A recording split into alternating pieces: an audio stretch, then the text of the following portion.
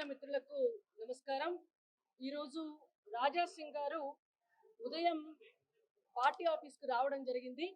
రాష్ట్ర అధ్యక్ష ఎన్నికలకు నామినేషన్లు స్వీకరిస్తున్న సందర్భంగా వారు వచ్చి ఇక్కడ ఈ ఎన్నికల అధికారి ఎవరైతే ఉన్నారో శ్రీమతి శోభా కరందాజ్లే గారికి నామినేషన్ పత్రాన్ని ఇవ్వడం కొరకు వారు రావడం జరిగింది. వచ్చిన సమయంలో వారు రాష్ట్ర ఇన్ఛార్జ్ అయినటువంటి అభయ్ పటేల్ గారితో వారు మాట్లాడారు.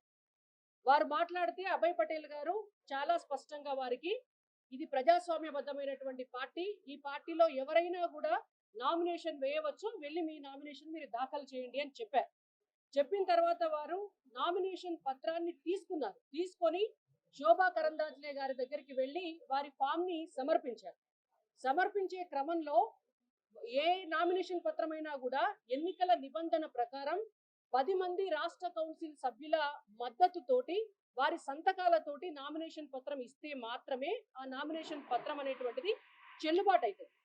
అయితే శోభా కరందాజ్లే గారు చాలా స్పష్టంగా చెప్పినారు, 10 మంది సభ్యులు లేని పక్షంలో మీ నామినేషన్ పత్రం చెల్లుబాటు కాదు, మీరు 10 మంది సభ్యులతోటి సంతకాలు చేయించి నామినేషన్ ని ఫైల్ చేయండి అని చెప్పారు.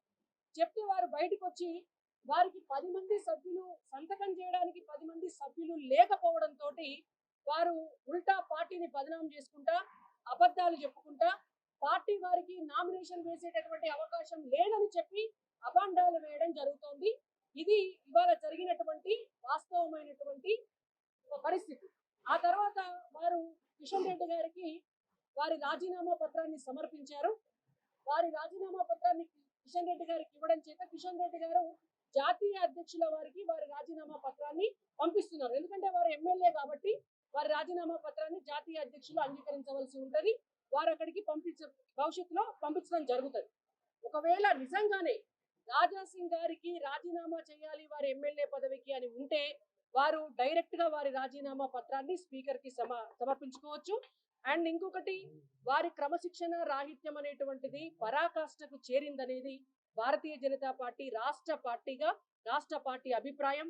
గతంలో కూడా అనేక సార్లు వారు క్రమశిక్షణతోటి ఉండకపోవడం వల్ల వారు సస్పెండ్ అవ్వడం జరిగింది. అయినా పార్టీ మళ్ళీ వారికి అనేక అవకాశాలు ఇవ్వటం జరిగింది. కానీ ఈసారి వారే స్వయంగా రాజీనామా చేసి వెళ్లారు. ఇవి ఇవాళ జరిగినటువంటి వాస్తవం.